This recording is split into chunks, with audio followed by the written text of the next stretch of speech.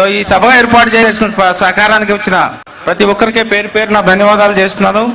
అలాగే ప్రజా జీవితంలోకి ఈ పార్టీ ద్వారా ప్రవేశించడానికి నాకు అనుమతిని అవకాశాన్ని ఇచ్చిన పార్టీ నేతలందరికీ నా కృతజ్ఞతలు తెలియజేసుకుంటా ఉన్నాను.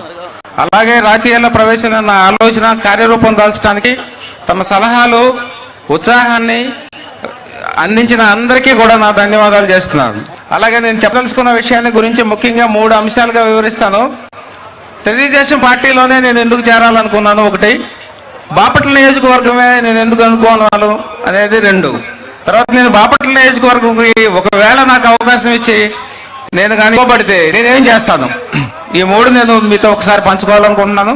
సో తెలుగుదేశం పార్టీ ఎందుకు రావాలనుకుంటున్నానంటే చంద్రబాబు నాయుడు గారు అంతకుముందు ఎన్టీ రామారావు గారు ఈ డీసెంట్రలైజేషన్ పరిపాలన కిందకి పంపించి ఉన్నారు. ఆయన అందించిన పరిపాలన మనందరికీ గుర్తుంది.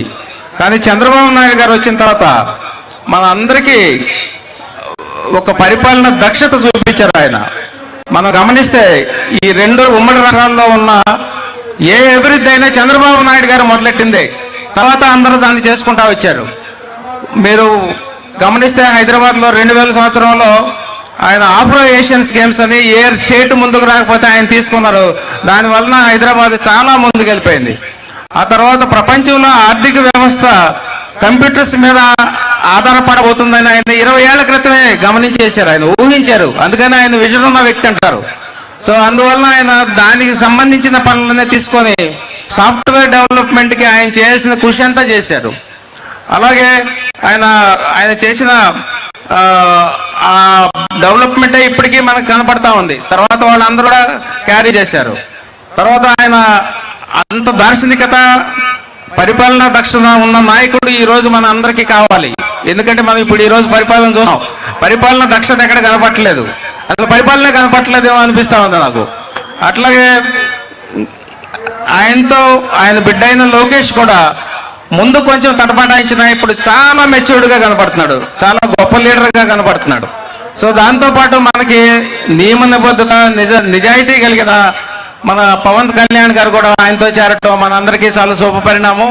నేను వీళ్ళిద్దరిని, లోకేష్ గారిని పవన్ కళ్యాణ్ గారిని పర్సనల్గా కలిశాను. బయట చూసిన దానికి వాళ్ళని చూసిన దానికి చాలా తేడా ఉంది. చాలా గౌరవంగా మాట్లాడతారు అన్నమాట ఇద్దరు. సో యంగ్స్టర్స్ అయినా కూడా అంత బాగున్నారు. సో ఈ రాష్ట్రానికి ఈ పరిస్థితుల్లో పరిపాలన కావాల్సి ఉంటుందని దాంతో ఈ తెలుగుదేశం పార్టీలో చేరటం జరుగుతుంది.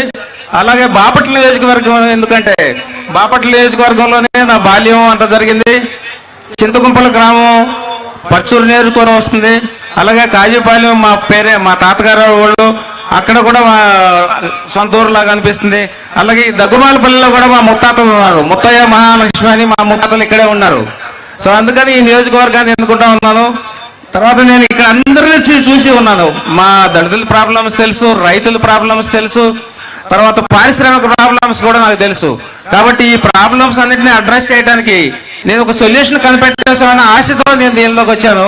అదర్వైజ్ నేను చాలా బాగా బిజినెస్ వ్యాపారం చేసే వాళ్ళలో చాలా ముందున్నాను. ఇప్పుడు ఈ వ్యాపారం వదులుకొని రావాల్సిన పరిస్థితి కాదు. కానీ ఈ సమస్యలను నేను ఏమైనా సాల్వ్ చేయగలనా అని నేను ఒక ఆలోచనతో వస్తున్నాను. సో అన్ని సమస్యలు నాకు తెలుసు.